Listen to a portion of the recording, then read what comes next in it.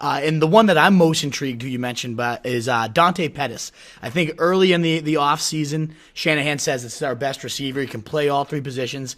And it was a steep learning curve. He was injured for a lot of the season as well. But we saw that brief flash where we had that 4 weeks of just dominant performances almost. 17 catches, 338 yards, 4 TDs, and his only 4 healthy weeks as the 5th most fantasy points for wide receivers in that span. So I liked a lot about him. They obviously didn't feel comfortable enough to avoid wide receiver, though. So what do you think? Is he going to be the top guy here? How do you see it all shaking out?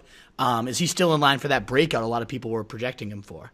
Well, the thing I want to highlight that you said is that Kyle Shanahan said he's his top wide receiver. So that's all you need to know. Mm-hmm. This is Shanahan's offense. He's going to feature who he wants to feature. In his estimation, it's Pettis is his best guy. Now, clearly Kittle is his best guy. Yeah. So that means Pettis is number 2.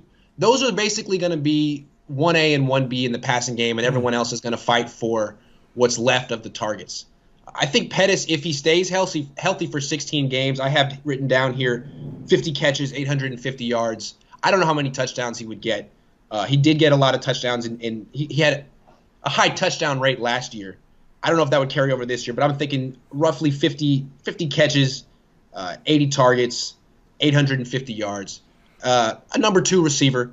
But again, when you are investing in Dante Pettis, much like Jimmy Garoppolo, the question is durability. I mean, to me on the field last year, every time he got the ball, I was like, oh my God, like he's going to get hurt. He looks small. He doesn't have that NFL musculature that someone like Christian Kirk, who's about the same size, you can see it. I mean, he looks like he can take a hit.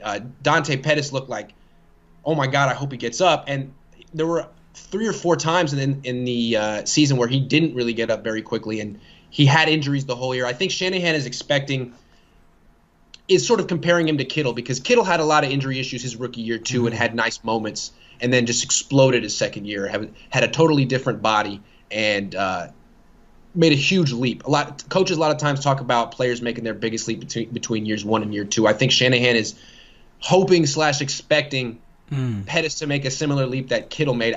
I don't necessarily expect it as much unless Pettis has a totally different body.